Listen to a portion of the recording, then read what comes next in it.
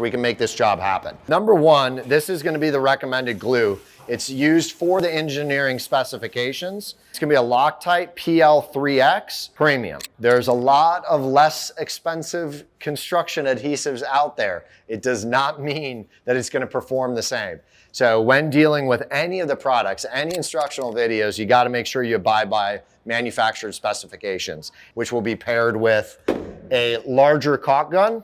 There's all different levels. This would be like your entry-level base caulk gun. It's absolutely fine, and you can go up to automatic ones if you so need. Spray foam. Now, this is one of the fancier guns. You don't need to use this. You could just get the regular can. This is going to be this red can. So besides that, you can always go with a good old Sawzall or razor blade that you can get in the paint departments usually. And that's just that literally 98-cent little X-Acto knife that you can just extend that blade. So the other tool besides the Sawzall or adjustable blade X-Acto knife is going to be this multi-tool. They come in handy all the time. We use them for all different stuff, but we found that these work out awesome for punching out little areas where we need electrical or plumbing, and our fancy little hooks that come in the floor of the container. Rather than trying to cut those hooks off and taking a ton of time, easier to cut the foam. With any one of these tools,